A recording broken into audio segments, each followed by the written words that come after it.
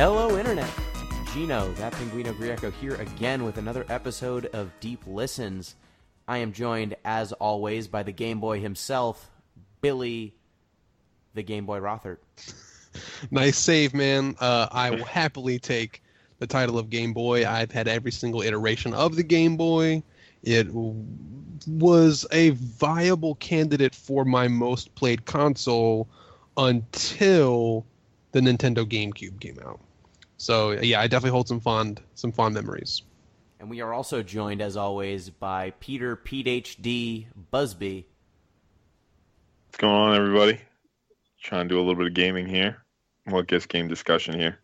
Glad to be back up in the Deep Listens podcast. I had Game Boy Pocket through DS.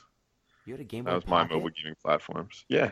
You didn't have a Game Boy Pocket? No, I didn't. I had a Game Boy Advance. So I had a Game Boy Color and then a Game Boy Advance, and then that you couldn't play that thing outside in the sunlight. So Then I got a Game Boy Advance SP.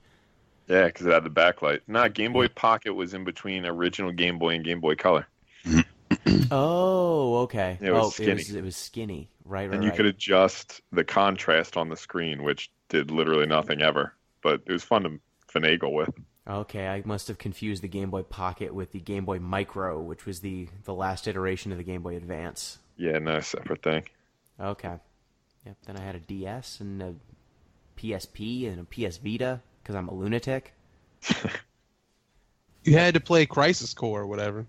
No, that was on the PSP. For my PS well, Vita then you had no reason to play. PS Vita has three things on it. It has 3 games on it. It has Final Fantasy VIII, Final Fantasy IX, and Persona 4 The Golden. And then look, you got Final Fantasy VIII and 9 on Steam, so fuck yourself.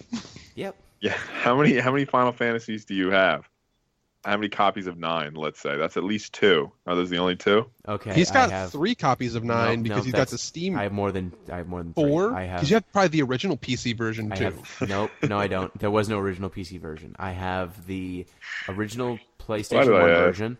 I have a Steam copy. I have a PlayStation Network copy, which is currently on my PSP, my PS Vita, and my PlayStation 3, but it was all the same PlayStation Network copy. So that counts as that's one. And then I also have a Japanese copy that I got in Japan that I can't play on anything. So what are we at, 4 or 5? Because it's like PAL or some shit? There was actually region encoding on the PlayStation 1, so when I put it into my PS3 or my PS2 or my PlayStation 1, it's like, nah, dog, this is a Japanese game. Get out of here with that. I had a Japanese version of some Nintendo game for 64. I forget which one. And the cartridges were actually different sizes. It wouldn't even fit in the machine. Yeah, there was some weird early DRM with Nintendo's consoles. Yeah. Like the difference between a Super NES and a Super Famicom, which is the Japanese version, is like there's a piece of plastic that prevents you from putting a Japanese cartridge in a US machine, or maybe it's the other way around.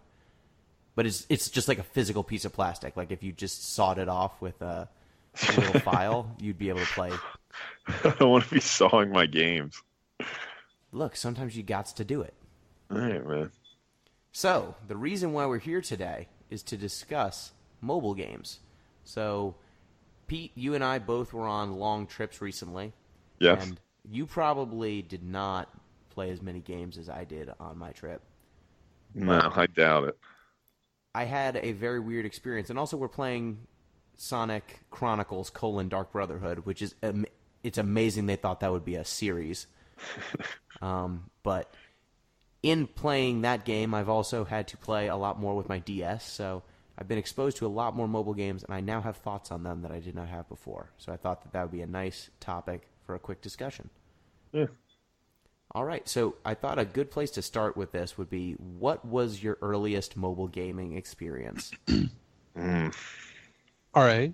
If we're going to be real, earliest mobile gaming... not real?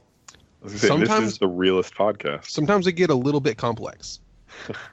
I think that earliest mobile gaming experience was... Like, I'm trying to remember this little, like, thing that I had as a kid that wasn't an actual console, but it was like a digital, like, game that you just bought the thing and that was the game. Yes, yeah, those You know are pretty great. Those are like your family went to a flea market for a weekend, and your grandparents knew you were into games, and so you got this thing, and all it does is play. So they asked somebody for a Vidya, yes. and some guy reached into a bucket and pulled out this like dusty, like, hey, it's got a screen on it. Your kid will like that. Oh yeah, let me get that for Billy. So that's how I got my first mobile gaming experience. Something that aspires to one day be a Game and Watch. Yeah, basically. But I think it had like a shooting. It was like a cheap ass version of Galaga. Great. That's way better than what my aunts and uncles got me when they got me one of those bootsy ass things. After that, there was like a Dragon Ball Z one that I had. I don't think it was actually allowed to be Dragon Ball, but like it had like similar character models, and it had like a ball with a star on it. Okay, so Lizard Sphere. Yeah, it was like Lizard Sphere. Yeah, that shit was weird. Pete, what about you? So I remember I had 2 Disney-themed games. One was Aladdin. That was a good game. Yeah, that thing man. was baller. One was Aladdin, and the other one was Lion King. And it's basically the same thing. Like you had like 3 buttons in a row, and you had to pick which direction to jump in order to avoid whatever attack was coming. There's basically variations on that for like 4 levels, and the game was over, and you won. And Nice. I played the shit out of those games when I was a kid. For whatever reason, I was super stoked about the Aladdin one. It compared favorably with boredom. Yeah, that's a good point. It was either that or, have life experiences, I guess. Fuck that. And I was like, ugh, that sounds like a lot of work. Yeah, I think I might have had one of those too. That is rekindling some memories in the back of my skull, but I don't. I think it was the Aladdin one. I might have had the Aladdin one. My earliest, The Aladdin one was sweet. The earliest gaming experience I remember mobile was probably my Game Boy Color. I had a Game Boy Color, and I got Pokemon Red because Charizard is pretty dope. Yep. I remember playing that at Disney World. It's probably my best gaming memory of all time. Yeah, that's pretty great. Right. Being online and being like, I'm not actually online. In my head, I'm catching this Squirtle. But yeah, I had a Game Boy Color, and then I didn't have a link cable, and that made me sad. I had all the Game Boy accessories. So like when I got my Game Boy Color, I had one of the worm lights. Oh, Yeah. lucky. You like bend around to do. No, hang on. I had something even sicker than that shit. Did you have the Oh, one no. with the magnifying? I had the magnifying clip on. I had that one too. Yeah, that was sweet. That shit was hot. It had like external batteries, so you didn't have to like drain extra Game Boy battery, but it would like clip onto the back of the Game Boy Yep. through like a hinge or like a little hook system. This hoity-toity silver spoon shit. And then you had like a magnifier Bunch so of you could Rockefellers look over through it, and like it made the screen bigger because it was a fucking magnifying glass. Yeah. But it also had little lights on the side, and they didn't shine right on the screen. They just made light near the screen. So it was the ultimate mobile gaming It was clutch. experience. Did Did you it come guys with get? caviar? Man, y'all spend money, make money, man. Did you get for Game Boy Advance too? I actually got. Remember when the card reader came out Yeah. and you had to swipe like 10 cards to play one like 10-minute game? Yeah. I didn't have that, but I remember that existed. I got that too. What a piece of shit peripheral that was. Did any of you get the Game Boy Color printer? The picture printer? No, but that was No. another sweet one. That was okay. I did get a Game Genie, I think. No, a Brain Boy. Oh, no. Brain Boy. Is that an off-brand Game Genie? No. Game Genie, I think, was the one that you put in your N64. Yeah. No, that was Game Shark, wasn't it? Those are both real things. Those Yeah. are both things. Yeah. Okay. So hold on. I own both a Game Genie and a Game Shark, and I came into possession of a Brain Boy, but not through legitimate ways. Oh, no. Yeah, I stole it from a friend of mine. These aftermarket. Anyway, Actually, that was cool because you could like jack a game into the back of it, and like it would expose like the code, and you could just say, "Oh, I'm gonna have like a level 2,000,000 like Warlock in this Final Fantasy, okay?" Or I'm gonna have 9 Mews in my Pokemon game, and they're all gonna know Surf and Fly and every HM. You've gone drunk with power, Billy. Why would you ruin all your Mews that way? You know, when I was a kid, I honestly had a Mew from my Brain Boy that just had all the HMs on it because I was like, I don't want to waste having. So you wasted a Mew. Well, I could have had infinite number of Mews. I could have just made a new one. Your wealth knows no bounds, Billy. I think maybe technically I might have had a Digimon before I had my Game Boy Color. The little Tamagotchi things. Well, yeah. Do we even want to count the Tamagotchis as mobile gaming? I guess. Are they games? I trained my Digimon to kill, and then they killed other Digimon and then got better. I had a Little Mermaid, one of those type things. I had the Pikachu one too. They had to shake like a pedometer. Yeah, I had that one. Paint shakers are really good for those. Well, if I could go back in time and tell however old I was to buy Paint Shaker. Yep. That's how you get Pikachu to learn Thunderbolt. It's like, Mom, we need to invest in a Paint Shaker right now. Just take me to Home Depot. Okay. So we got ourselves up to Game Boy. Yes. But what did this? What were the implications? This was world changing. It was, and I think the reason I wanted to have this discussion was more how differentiated and specialized mobile gaming devices have become, and even mobile gaming experiences. Because at least when I started being cognizant of mobile games, there were just they were games that just happened to be mobile, it seemed like. There was not a unifying design ethos that I could assign to like a Game Boy game. It wasn't like, they were supposed to be self-contained. Like, Pokemon's a long game. It doesn't necessarily have a lot of great stopping points either. It just happened to be on the Game Boys, so you played it on mobile. But, like, I had plenty of games that were just bad platformers that didn't have save systems that were on the Game Boy. Or some Pokemon knockoffs that I played. There was Tetris. There were some other, puzzle games, like Bomberman, stuff like that all came out on this same system. And there wasn't kind of an understanding of, okay, since this is on mobile, it must play like this. Whereas now I feel like games on mobile systems are kind of going for different aspects of mobile play, be it on a device like an iPhone or some sort of cell phone game. Tablet, or something on a Nintendo console like a DS or a 3DS, or something on a Vita. They still make games for the Vita, right?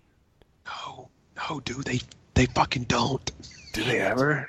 I can't recall anybody ever think they just made a Vita game. Like Vita Blu-rays, right? No, that's the mini discs. That's for the PSP. It's a different. Damn it! I own both of those. I make bad choices with my money.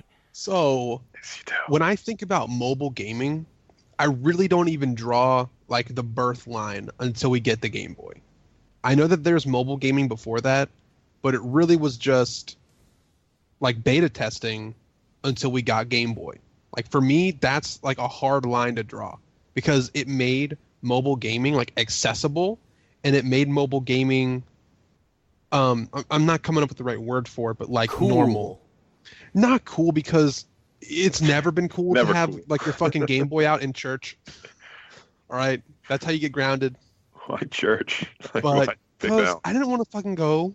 All right, like I'm fucking 9, and I don't understand anything that's going on around me.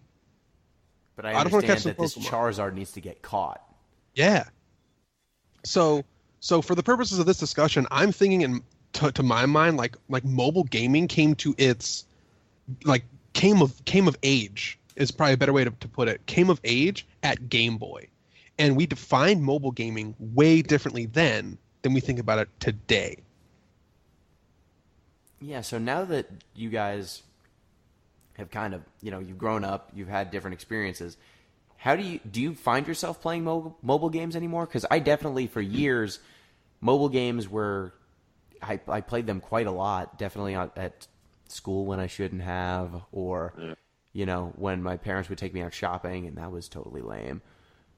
So I had to play Metabots on my Game Boy Advance. But dude, good game. Yes, that's one I had. It was very adequate. Yeah, but since I've, gone to college, gotten a job, like had more social experiences, the time when I would be mobile gaming is no longer full of stuff that I'm forced to do kind of against my will. So I'm generally doing things that I enjoy. And so the time that I would fill with mobile games, I don't fill it with that anymore.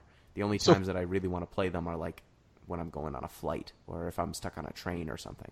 I think there's two important timelines or like time points for me. And the first was when I was able to drive, because that was important for my mobile gaming life. That I guess once I didn't have to be in the passenger seat getting picked up by my parents and driven around because I couldn't drive myself anywhere. Mm-hmm. Mobile gaming took a little dip in my life once I could drive. And then it also didn't like go up or down, but it changed when I got my first laptop. Yeah, because a laptop can kind of... It can kind of dumb me as a console in a lot of scenarios. Or at least it makes gaming way more mobile from just a definition perspective, as opposed to a mobile game where those words are kind of like linked or hyphenated. I don't know. English person, fix that shit for me. So I don't play them much anymore, and I'm gonna make a statement here that's gonna make me seem like a tool, but I'm gonna make it. So I don't do much mobile gaming anymore because I've pretty much replaced it with books. Like I have so much shit to read now that any time that I would have been spending, like if you're like now I sit in like a train station or something, I would have played a Game Boy back in the day, but now I read stuff because my life's become. Is it for pleasure or for like? No, it's out of necessity. Yeah, no, it's because I have to. But honestly, I don't know if I would. I'd probably read for pleasure still. Yeah, I mean, any situation. I'm going to make a PSA here. Any situation where you mobile game, you can read books. Read more books. Book harder. Podcast over. Yeah, fair. All right. That's book harder. So reasonable. Yeah. Yeah, I'm definitely torn in both directions sometimes. Sometimes I'll just pick up a book and read that instead. But I think that it's mostly because just the circumstances in which I would mobile game have, like you mentioned, Billy, they just don't come up very much anymore. And a lot of the games that I like to play are not very mobile friendly. So I noticed on my business trip that I had to take recently, there are some games that are good on planes and long trips like that where you're just kind of stuck in one place. Like I played Persona 4 The Golden or Persona 4 Golden. For some reason on the title screen it says The Golden because Japan, but on the English release it says Persona 4 Golden. But I played that game for hours, just kind of waiting for my plane, on my plane, off my plane.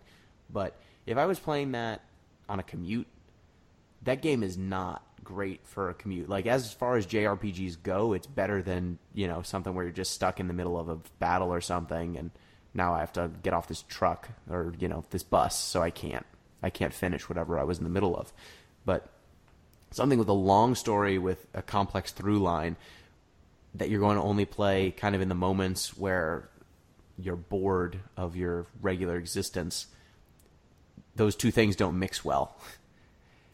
And so I just find that depending on what context I'm playing this mobile game in, the type of game I want to play changes pretty radically. Like trying to play Sonic Chronicles Dark Brotherhood on my commute to work is miserable because it's a game with a lot of kind of touchscreen controls and deliberate motions with a stylus. And when you hit a divot on a bus, sometimes you just lose a battle because the controls just are not there.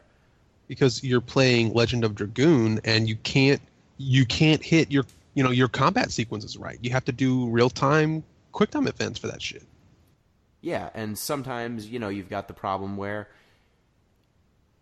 if you get distracted or if you have trouble playing while in a car and mobile, those kind of things where it's a text-heavy game, it can make you car sick. And so I found that the types of games I like to play when traveling kind of change up depending on what mode of transport I'm involved with. And it's just straight up become far less acceptable for me to, when I'm out shopping, have my DS or something out. Like, that's not something that as a 20-something, no one looks at you and goes like, "Oh, okay, that's cool." They just kind of look at you like you're a tool. Yeah, like you raise an interesting point, that it seems like there's a greater, like, even as gaming itself has become more and more mainstream and more sort of widely accepted, mobile gaming sort of does have just like a little extra bit of like social stigma. Kind of. I was looking for a different word, but that's basically what I mean. Like, do you like pay a cost? Yeah, like you can't really pay an additional social cost. You can't be at like a nice steakhouse or something, like waiting for your meal and pull out your Game Boy and just like hit it up at the table or something. Whereas like if you have like consoles at home, nobody would really bat an eye at this point. No, and I think another thing is just because a lot of those mobile experiences have moved to your phone, there's kind of a plausible deniability about playing a mobile game on your phone. You could be checking a text. You could be doing anything. Yeah, like reading. I'm reading New Yorker articles. Like, no, you're not. Exactly. So if no one's over your shoulder, it doesn't look that weird. And so all of a sudden, because mobile phones have become so normalized, it seems like the dedicated hardware has become a little bit more stigmatized. Unless you're a kid. Like, I've seen a lot of kids with 3DSs, but I have not seen an adult bust out a 3DS or a Vita in a while. And I live near New York. Like, there's a lot of people on mass transit. Yeah. So, like, I'll note something else is that there's been a development that mobile entertainment was, at one point, super, super, like, intentional in its design, that you were going to build something so that it could mobile game. And nowadays, you build a game so that it can fit into a scheme of mobile that already exists. So, like, think about how we handled media outside of games, but just examining this even further back, how we took music on the go. We had to have, way back in the day, like a Walkman with an 8-track type deal, or like a cassette tape. And then we got upgraded to CD player. And I would like carry like this like disc CD player thing in my pocket and go. And games were also made, or like consoles were made for mobile gaming then. Today, we have things that are made so that they can fit into an already mobile-friendly scheme, like a tablet or like a cell phone or, something else. So like I think to myself, the motives are different now because now we have something saying, hey, I can take advantage of what already exists. I have super low overhead, like super low like costs for this. But back in the day, in like the early or like late 80s, early 90s of mobile media in general, you had to invest a lot in your hardware so that you could make something that fucking worked. And that's really different back then than it was now. Yeah, and now it seems like a lot of people are just scrapping for the right to occupy 200 megabytes on your phone. Yeah. They're trying to make games that are as free and as easy to and as accessible as possible, just so that you will spend 2 seconds downloading their app, playing it for 5 seconds, and then uninstalling it. And it really creates sort of a paradox. Like when the barriers of entry are so low, conceivably there are more better games. As in, like there's a larger number of good games because there's more people making them. But it seems like they're just buried under such dreck that it just doesn't matter. Yeah, curation becomes the real problem. Exactly. That's a good phrase, Gino. And curation is a problem, it seems like, on just about every open digital marketplace, because the thing that's doing the curating in a lot of cases is just algorithms. And so you get a lot of you get developers who are actively playing to the algorithm rather than playing to word of mouth, because word of mouth doesn't mean anything when you're trying to move millions of downloads. You need to algorithmically make sure that it's the top thing on the store, and that's going to get you more eyeballs than this grassroots campaign of people who are like, no, really, you need to play this Final Fantasy Record Keeper. It's a really good game. That's not a great example because that game actually has word of mouth, but something like, I mean, it doesn't have word of mouth. It's got, a huge company behind it and a lot of brand recognition. But something like Threes, which was, it still, I think, is a wildly popular puzzle game on mobile, but it actually got taken out by some people who made a freeware version of it and then put that online. I forget what the other version of Threes was. The original version. I can't remember what the knockoffs were. But it becomes really hard even when you find something like, Ridiculous Fishing is another really cool mobile game that got aped pretty quickly. And it becomes hard to have a lot of people getting behind the original or this original cool idea when the original cool idea costs money and the knockoffs cost nothing. Yeah. It's a weird situation we're in, just in terms of the marketplace. Also, it seems like the Nintendo Switch is going to be interesting to see. It will be. Well, Gino, I want to play off something that you said earlier where you have a good idea and someone copies it. Like, that was happening way before we had true mobile games, because I think the precursor to what you're talking about was actually like Flash games.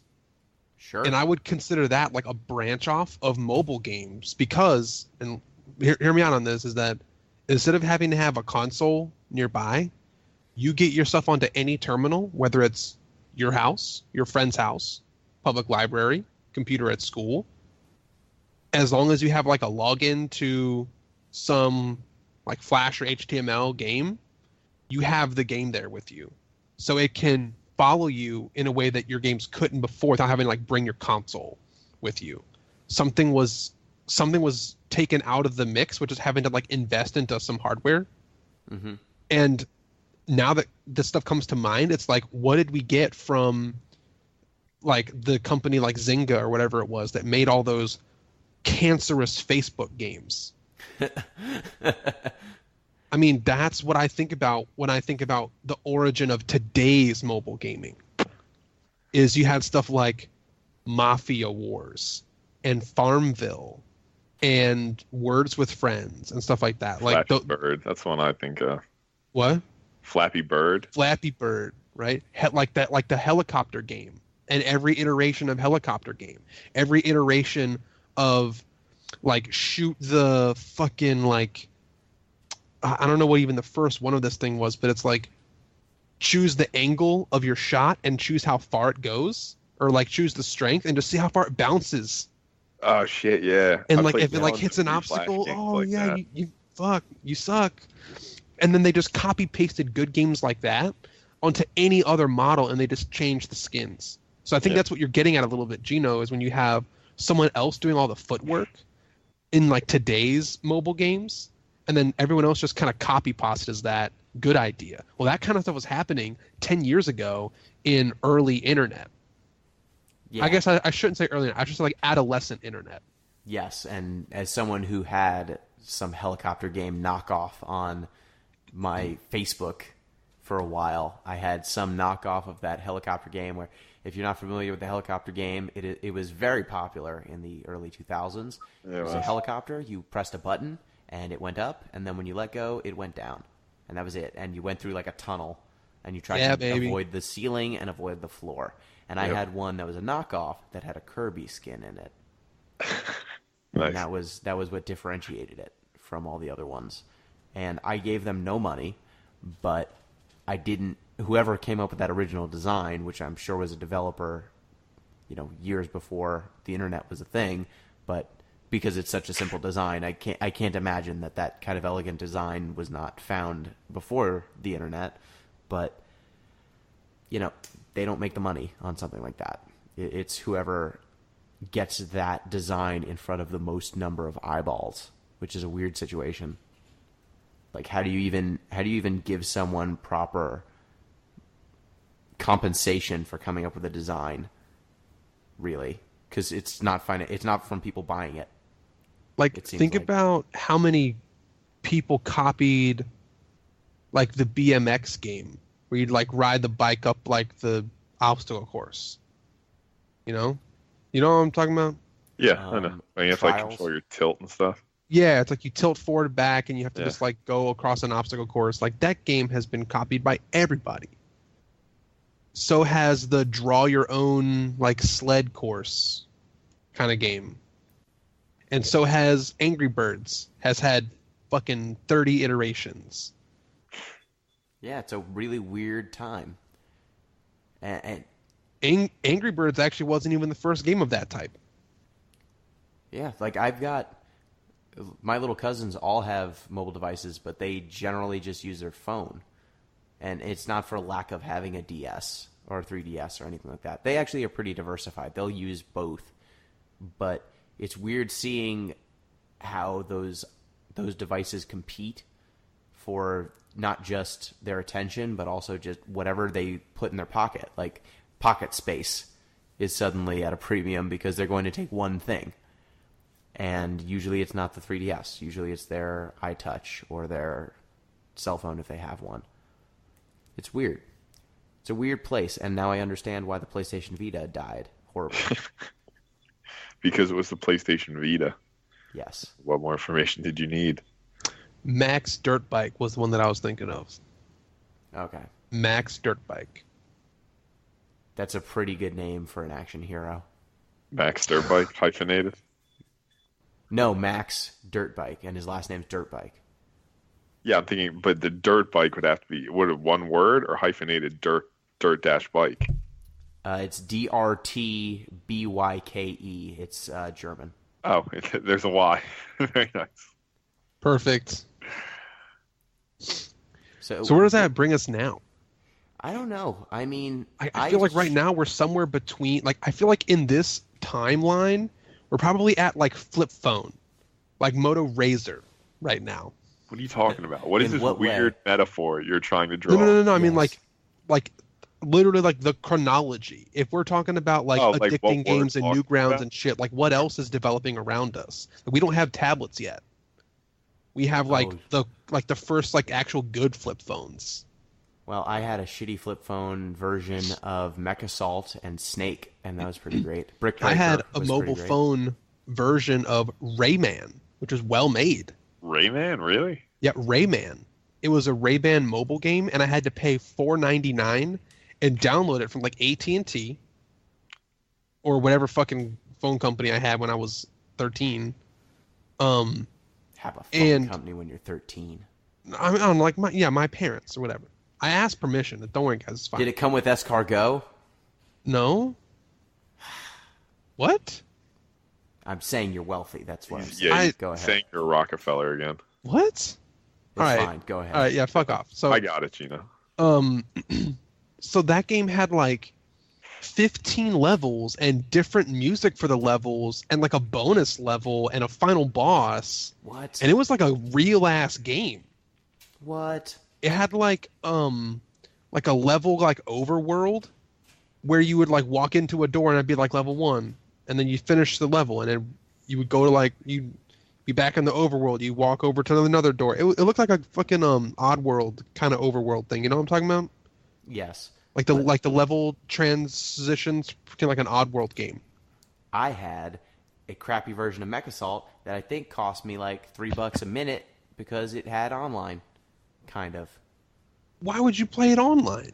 Because I was young and foolish. All right, fair enough. There you go. Yeah, and then I think at that point I had a Game Boy Advance, and I just played Game Boy Advance for a while. And that was pretty sweet. Did you know that you could hook one of those into a GameCube and then you could play Crystal Chronicles multiplayer? I did. That's I crazy. did know that. I don't think I remember this. I think you do. Oh, yeah. I think you I actually lost a part of my brain from when we did that for fucking 13 hours or some shit. That's the part. Yep. Oh, yeah. Now I remember.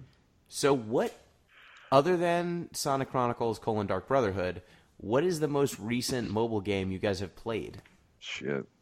For me, I think it was the most recent Monster Hunter. Yes, I can vouch for that. I saw you play that. But I'm trying to think if there's any mobile game between there and between then and now. That was like 2 years ago that you were playing that.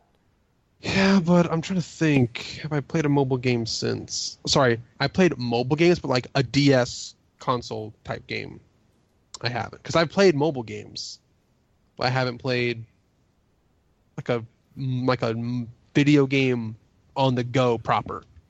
Okay, so you've just gotten a mobile game and then sat on your couch at home playing it instead of a regular console. Well, let's think about what mobile games we're talking about here is. I have, like, for example, chess app on my phone. That should count as a mobile game. Sure. Chess. Hard to beat that one. Yeah, it's a game on my phone. It's mobile. But also, I played a lot of Unblock Me. Like, hundreds and hundreds of levels of Unblock Me, which is just a little puzzle where, like, you slide a block back and forth, and you have to get, like, the red one out. Oh, Unblock. Okay, I thought when you said Unblock Me, it was like you made someone angry on Facebook and you tried to get them to let you back into their life. I've never heard that's like the real life game. Just a sadder version. Yeah, it's a sadder version of Unblock Me. So anyway, that game I played a fuck ton of. I think that counts. That's totally a mobile game. I mean, let's get real. Like, when you're sitting on the John, like, nothing's better than whipping out the phone and playing a puzzle game. Sure. When you're on the That's John. what it's all about. Yeah, man. When you're just sitting on the John, you know?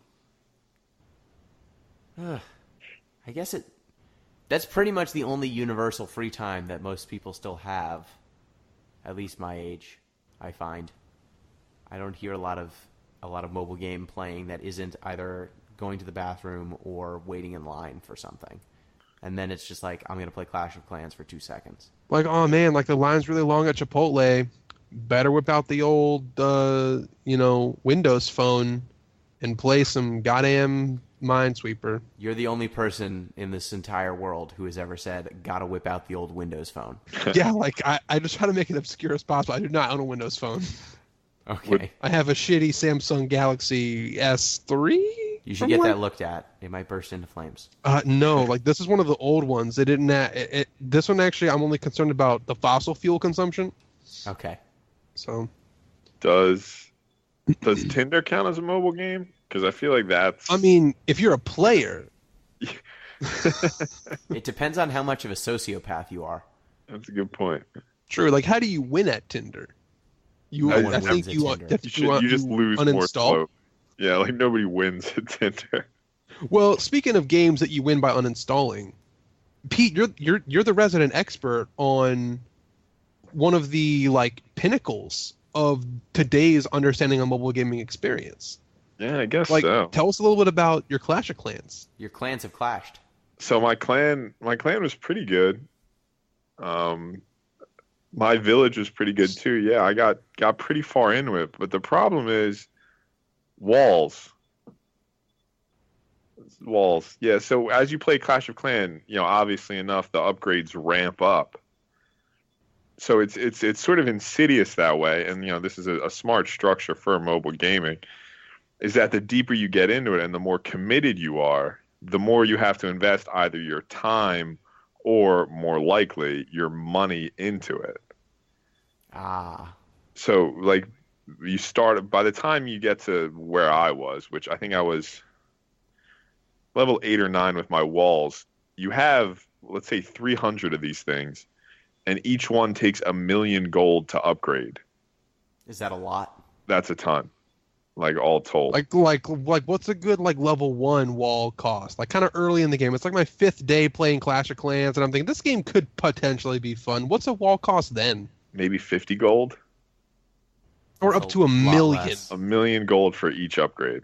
And there are 15 levels of walls or something, so that's not even the highest one. We're 5 place values deep. Yeah. Deeper, I should say.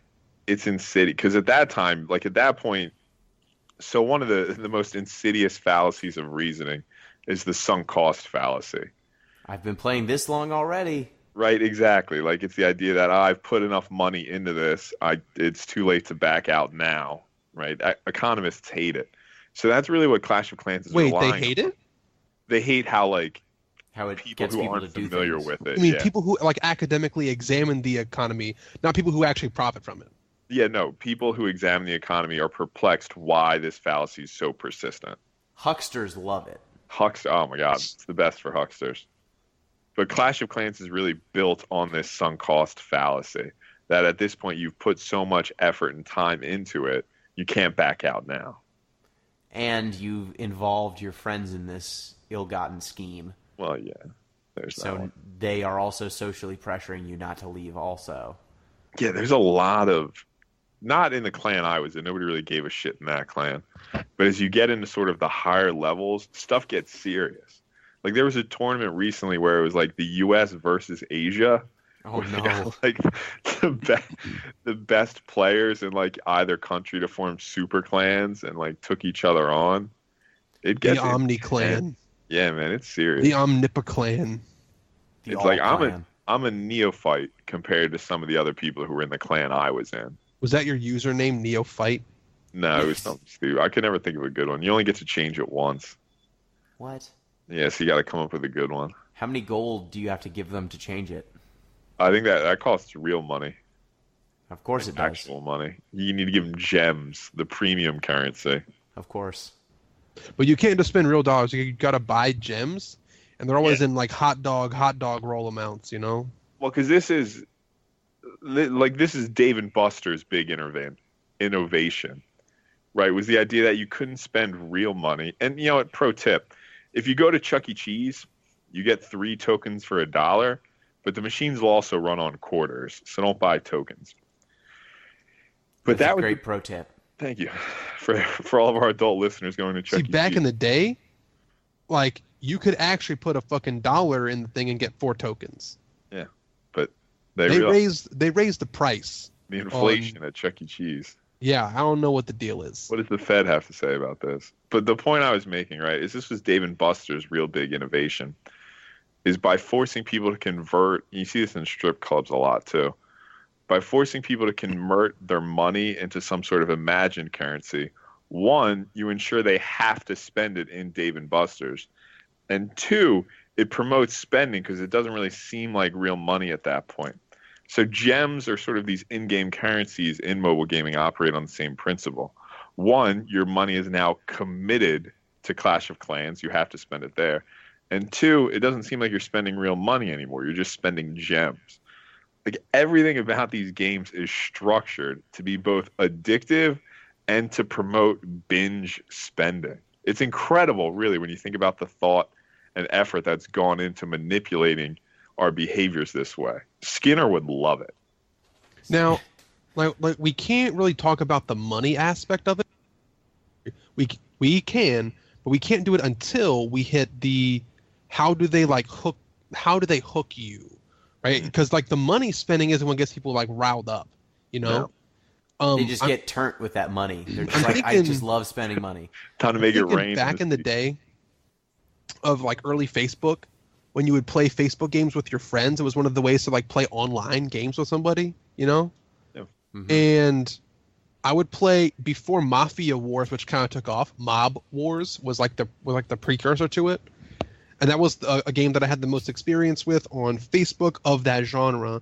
And it said like you start as a level 1, who the fuck cares, and you get to make a certain amount of actions per hour, and the way you get better at it is by checking back in so frequently. Right, so Pete, if I remember correctly, in Clash of Clans, if you say you want to build something, doesn't it take real life time to do that? Yeah, and then if you can also pay to speed that up in gems. Right. But there's some kind of real world ticking clock that says you can't just like you turning off the game actually puts you at a disadvantage. You're not just not playing anymore. You're falling behind. Yep. And so it makes you want to come back and check in. And so when we did that in the Mob Wars or Mafia Wars, whatever you want to refer to on Facebook, you'd have to check in, do some actions, get some money, immediately spend that money on ways to make more money. So it created this like negative feedback loop over and over again. You had to just keep going back and keep checking in, or else you'd fall behind. And how do you know you fall behind? Because your friends on Facebook would get better scores than you. So they use like leaderboards against us. Yep. Yeah, and with all of this nonsense going on, it makes me question why dedicated hardware with games that are not trying to bilk you out of your money, why that's not more popular. But I guess a $40 or $60 entry fee for a game that's not going to ask you for more is maybe not worth it to someone who's looking for the game that they're going to play on the toilet. Well, Gino, I think you're right to draw this distinction in the moment. But what's truly insidious is the way that this distinction is sort of disappearing. Like, just look at, the ways games like Call of Duty or Battlefield have adopted this sort of, not free to play, but this sort of microtransaction economic structure. Yeah, and it's going everywhere, and it's deeply upsetting. Yeah, it is. But I just think, for me, the big problem I see with mobile gaming is it just is increasingly incompatible with my life. Yeah. And just trying to fit... Like, I've wanted to play Persona 4 Golden for a really long time. Persona 4 is great. They actually did a great job of porting it to the PS Vita. They added, like, a quarter of a year of new content. They added new characters. They added online features. Like, it is one of the greatest ports of one of the greatest games I've ever played. And it's on this platform that I almost never have on me, that I can't play in the moments where, like, I probably couldn't play it in a lot of the off time that I have. Like, I shouldn't play it at work during lunch. I shouldn't play it, I guess I could play it on like my commute, but my commute's not that long. And again, playing on kind of a rickety bus is not the ideal way to play something that's a 80-hour role-playing game. You don't really want to play a game where it's got this intense story where you need to remember what's happening in, short bursts. You want to kind of have a longer play session. And a lot of the games that I play just are not conducive to that kind of serving size that mobile really, really begs for. So I'm just left with these consoles that are underpowered, that are asking me to play in the exact same circumstance as my console that I have at home or my PC, and it just loses that fight so often. It's not really acceptable for me to be sitting on the couch with my wife and she's watching something and I'm just playing a mobile game and not paying attention. Like, that's not something that I do all the time. Like, I can do that sometimes, but that's not... You can't just have that be how you experience games, at least for me anymore. So I just find myself with these games that I want to play, but they are on this system that I will almost never have on me or use. And it's sad. It makes me sad. Because I like mobile games as a concept so much, but it's just... They are so incompatible with how I'm living that I just don't see myself playing a lot more. Yeah, that's the rub.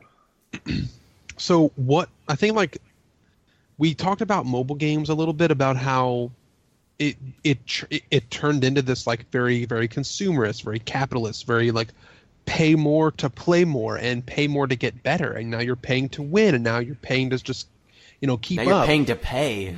Yeah, you're paying to keep paying more.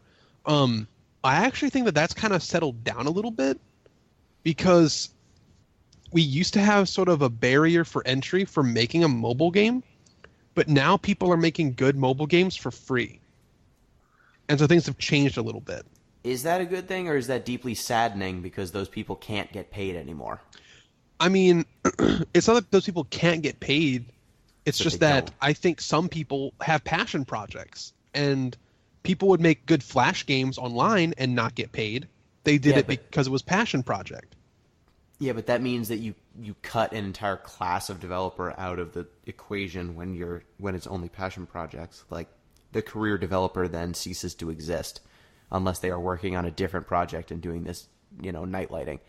But if you're a 30-year-old developer with 10 years of experience or 12 years of experience, you are one of the more qualified people to make a mobile game. But if you're never going to see a dime from it, or if you're going to be begging people to either pay you or download so that you can get ad money, that means that the people who have the most qualification to make a great product maybe are not the people who are making it, just because it makes no sense. And instead, you're just dealing with a lot of college projects and people who are quickly hacking together bootleg versions of better ideas. Well, isn't that? I mean, I don't think gaming is an exception in that sort of, let's say, remuneration structure you're describing. I mean, No, literature operates pretty much the same way, whereas like the majority of books lose money. So what the incentive is to do is just sort of dash off either Kindle singles, like you'll see, romance novels now, or self-consciously directed bestsellers that are meant to get the most eyes on them.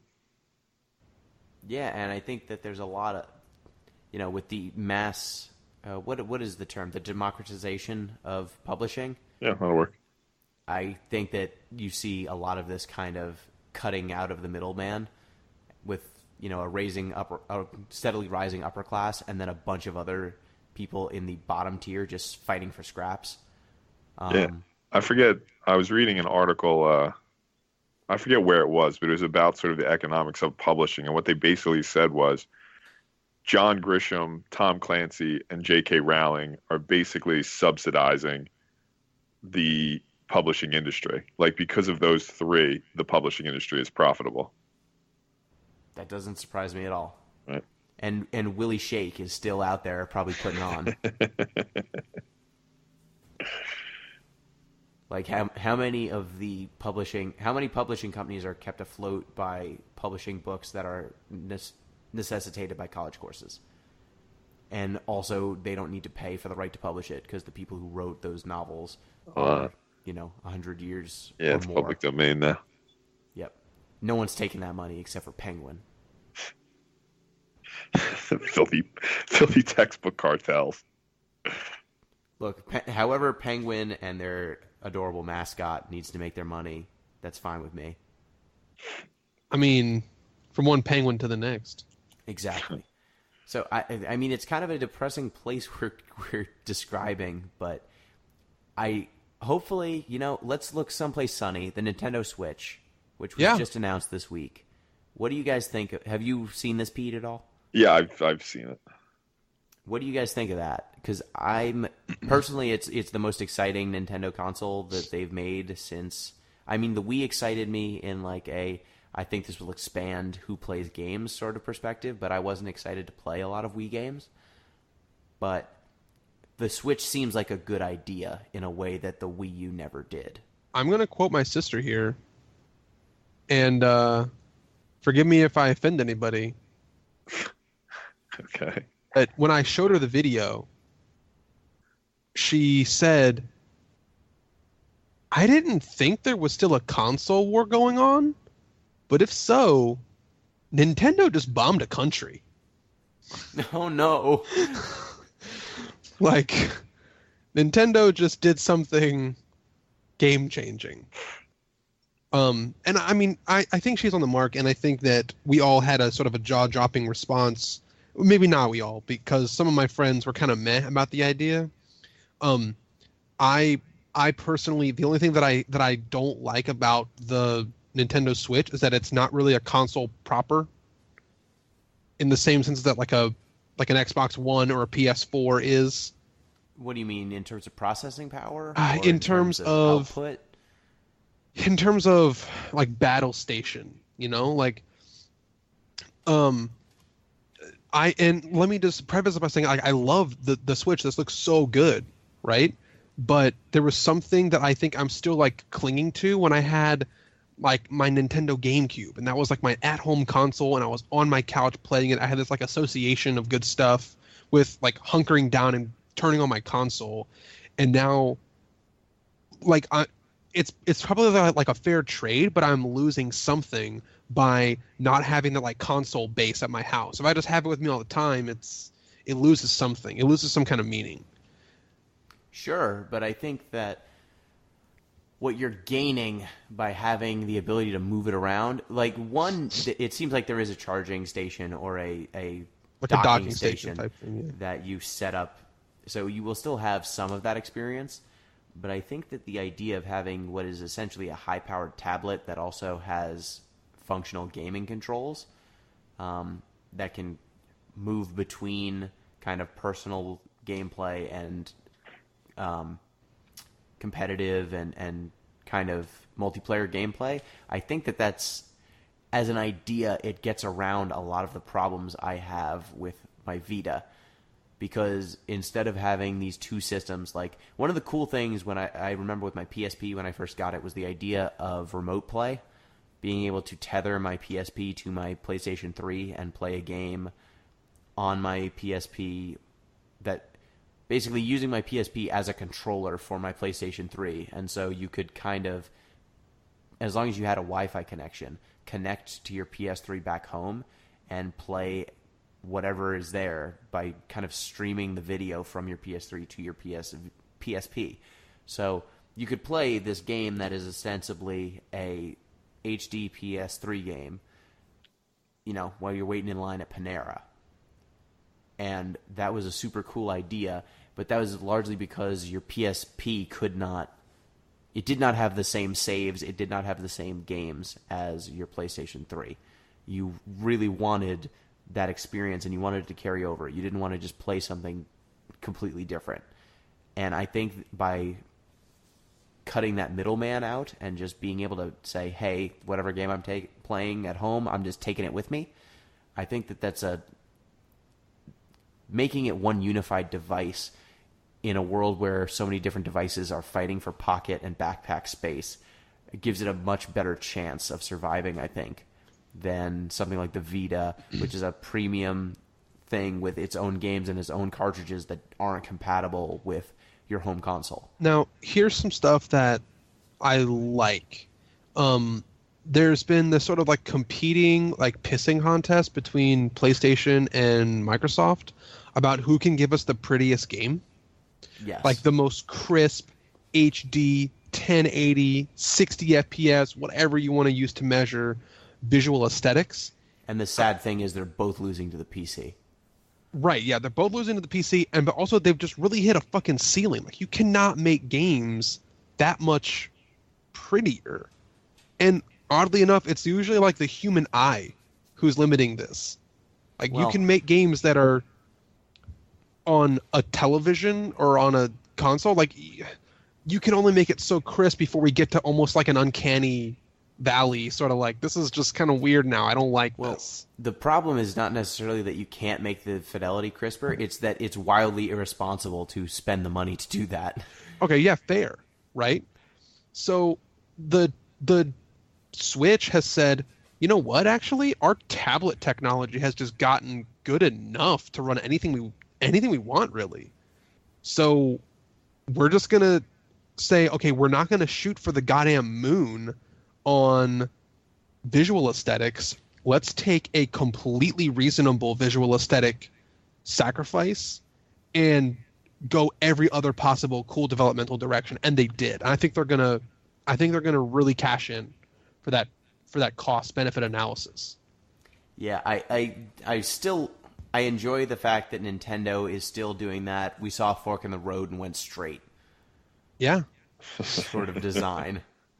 Like, these two people are playing this game where it's about online, it's about graphical fidelity, maybe it's VR, maybe it's the Kinect, like these weird gimmicks that are going to draw people in. No, we're going to have this console that's really weird. It's going to have this unique control scheme, and we're going to make games that no one else can make. And then we get we're going to have our own niche. Wii and the Wii U. And I hope that the Switch is not the Wii U. That's the only thing, because they tried to blend tablets, and the problem was that tablet on the Wii U, one, the tablet wasn't good, and two, it was tethered to the Wii U, so you just you were screwed if you couldn't use it the way a tablet is actually used. You had to have like the Wii U user interface and everything. It had all the negatives of a console with none of the positive. With the only positive of a tablet being a semi-functional touchscreen. Not even that great of a touchscreen. So, But I'm Gino, hoping knowing more about, like, granted that you know a little more about computers and tech than me, and I think back to cartridge gaming in the NES and the N64, and isn't that a very, like, early ancestor of solid-state drives? What do you just mean like the actual cartridge technology itself? Yeah, like versus disk, like solid-state versus disk drives. Yeah. It's like, or storage, I mean to say. So, like, back in the day, Nintendo, I mean, as far as I know right now, I think there's no major console company that had any roots in cartridge-based gaming. I think as far back as I know of Sony, they've always had discs. As far back as I know from Microsoft, they've always had discs. And Nintendo took it in an important switch back to its cartridge style in the form of the Switch games being like an SD kind of size. Well, they never left. Yeah, because I feel like their mobile consoles have been cartridge based for forever. You're right. They've never had a disc mobile, right? I don't know. Did the N-Gage have discs?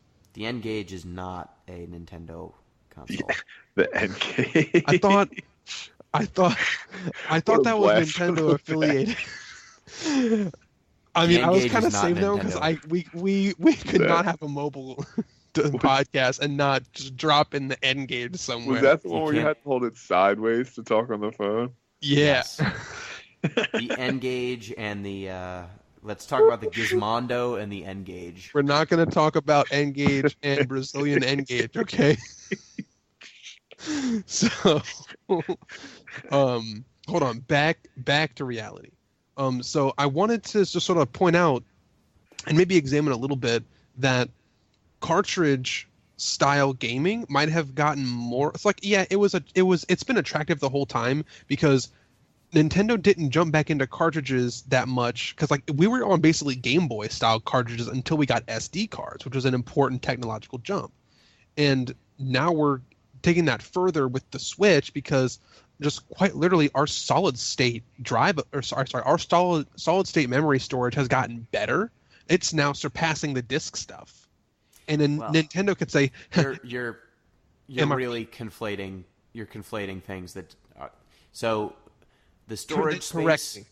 Yes. So what you're talking about, the discs that you use for a PlayStation or something like that contains the game information. It doesn't contain the memory, the storage. Like the actual, your saves don't live on the disc. Your saves live on the memory card.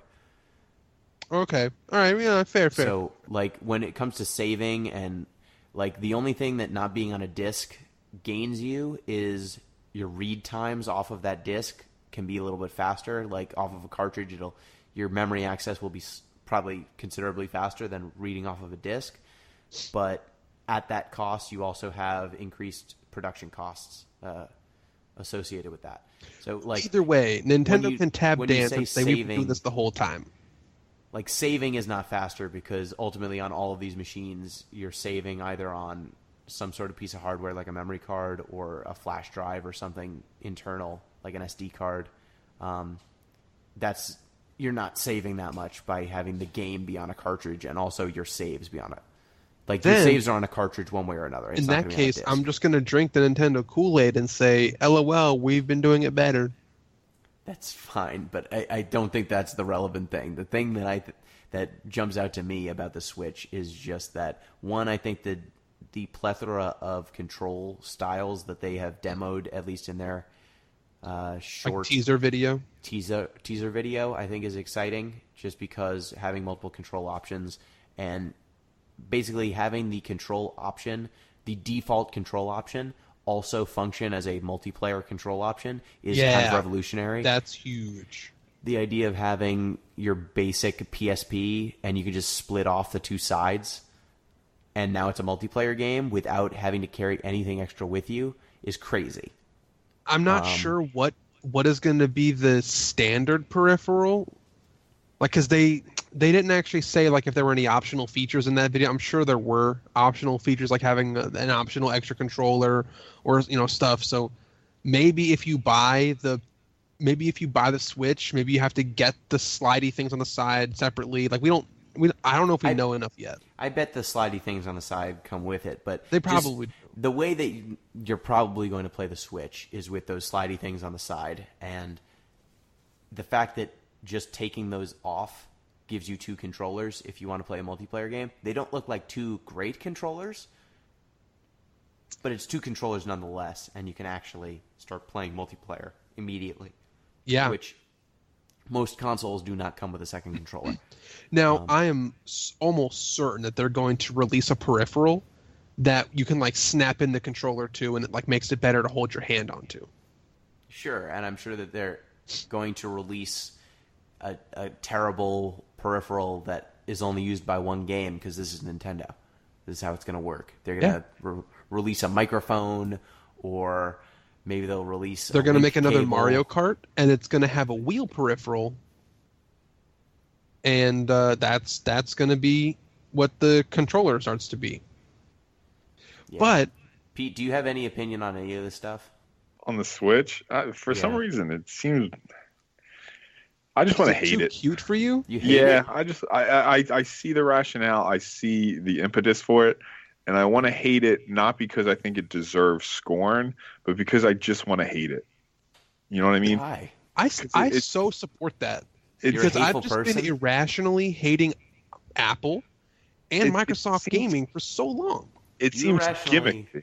I mean, it's gimmicky in a way that's, I don't want to phrase it. I don't want gimmicky to sound dismissive, but it offends my sensibilities as a purist. How do I want to phrase it? I don't know. I know. I don't know why it's a problem. It is. I support the idea of it. No, I don't support the idea of it. I understand in a vacuum why it's a good idea, but I think it's a bastardization of a gaming console. Huh. Yeah, I'm gonna throw a hot take out here, and that's gonna be my hot take. I just think that it takes the good stuff about both of these things, and it makes them more accessible in a way that I enjoy.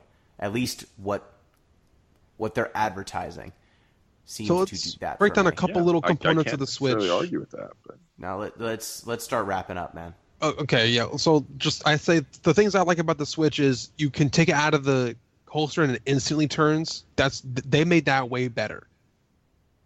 I hope that the tablet part of it. Well, it seems that they've made it way better. This is just a PR video, so let's see. When seems that it's been made way better. I've been fooled too many times. It seems that Gino's been burned fast. Yeah, it seems that they've made it more accessible to be on the go, like having a kickstand, having the slidey off things, and you can play it while you're leaning back. It seems like they've done a lot to make it more mobilely comfortable, and I like that consideration. But here we have quite literally a hybrid between home console and mobile console. It's the same now. Rah, rah, rah, rah. Different. Yeah, I really want to see what it does for multiplayer, because the idea of bringing my console to a party and it's just like this thing that I put in my backpack, or like I guess I'd have to have big cargo shorts to put it in my pocket. And if somebody else has one, you just got an instant 4-player game. Don't wear those cargo shorts, Gino. If you have cargo shorts that big, never wear them again. That's true. Yeah, it's me and Kevin Smith, I think, would be the only people with cargo shorts that big. But I just remember the hassle of when I was younger. Just, if I wanted to go play multiplayer games with my friends, that meant that each of us needed to bring our consoles, bring all of our controllers, bring all the cables, plug them into multiple TVs, and then we could maybe have a multiplayer experience. That's the good shit, though. Remember, like GoldenEye at your friend's house? Right. No, I know that this is fun. I acknowledge that this is fun. But I also acknowledge that it'd be cool if, I was going to a party and bringing Mario Kart meant bringing a thing the size of a laptop instead of this gigantic brick. And then, can you show me the the wires to your TV. Is it okay if I plug this thing in to the back of your TV? No, this thing is just, it's got a kickstand. You put it on the table and it just goes. And I am going to lament that I can't text somebody like, hey, bring your setup. Now you just say, hey, like, are you going to bring a game or something? Oh, sure. Like my Switch has a couple games. Sure. Oh, great. But like, I want to hear someone say, yo, dog, can you bring your setup? Can you bring that 9-inch CRT that you keep in your hatchback? Because we want to play some Melee tonight. Maybe that's it. Maybe I just want things to be harder than they need to be. And that's why I want to Switch. That's okay. That's okay, Pete. I accept you. Yeah, maybe that's what it is. So have you become the grouchy old man? Do you want kids to walk uphill both ways? At least it's not me anymore. To play Digimon? It's just something about like Nintendo's positioning of them, like their rhetoric. I dislike for whatever reason. I think they are just saying something. They're saying something at everyone else. Like, you guys are doing it wrong. This is the way you should be doing it.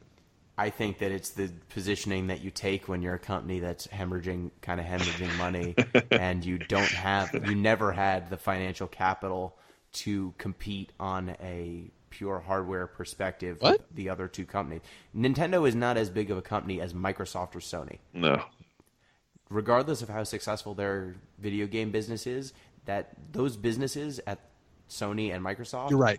Microsoft and Sony have way more money, but they have way more money. They also have much more technical expertise when it comes to computer hardware. They have pipelines for manufacturing that shit that are, they're tried and tested. Nintendo, every time they go into war with those companies, if they want to make consoles, if they're going to start punching with power, they're, when it comes to hardware, they're going to lose.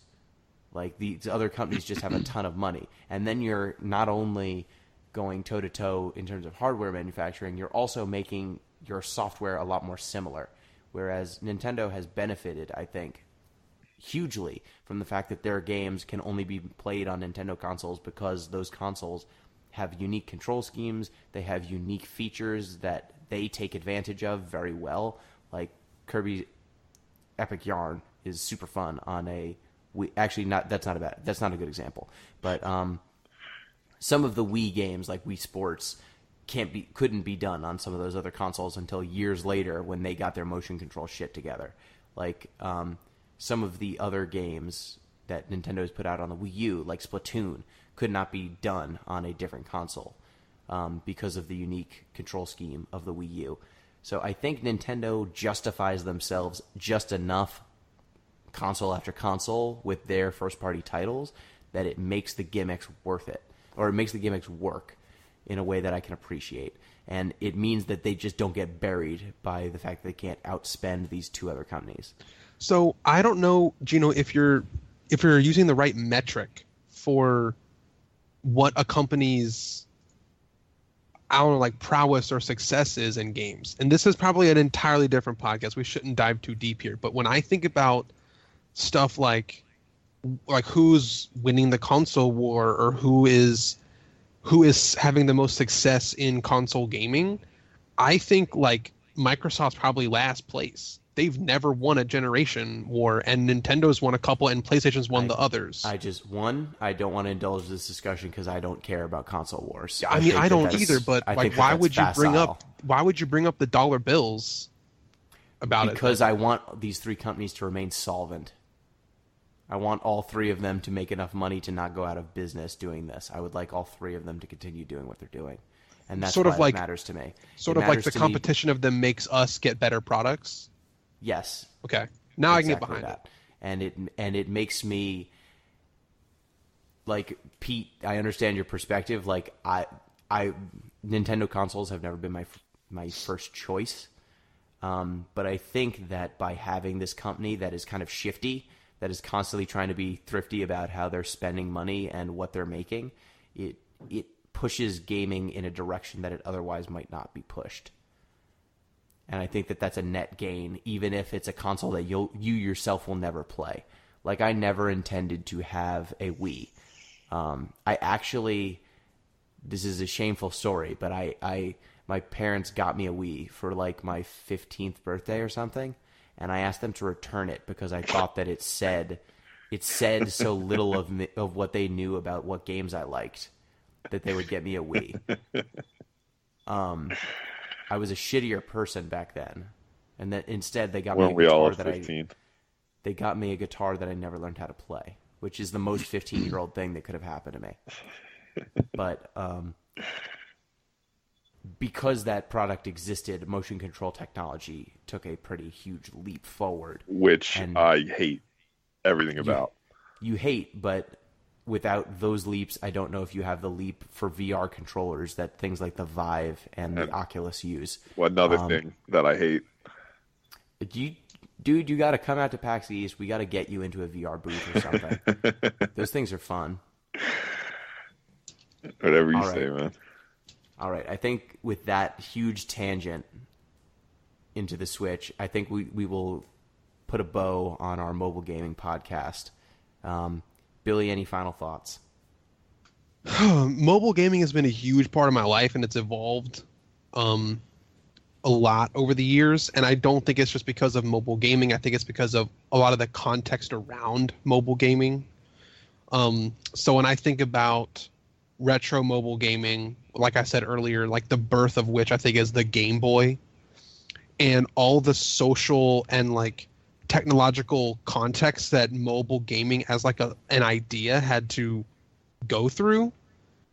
I was so happy when I was 13. I was really worried for the past like 10 years. And then now I feel like I'm going to be okay with mobile gaming again. That's sort of my sort of like overarching theme of what I was feeling tonight. Good. Pete? I think based on the way they've proven able to manipulate us thus far, pretty soon freemium gaming is going to become our overlords, and they will deploy their use of Skinner-esque behaviorism to run the gaming industry. That's a little bit bleaker. Yeah. I'll let finish with it.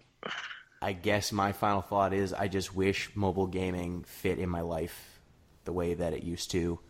I wish that someone dropped me off at a park to hang out, and instead of socializing with other kids, I was just playing Metabots. I wish that I could have that experience again of just ignoring people and playing a bad game. Oh man, Metabots is a good game. I like that one. Or Beyblade. All right, that's a bad one.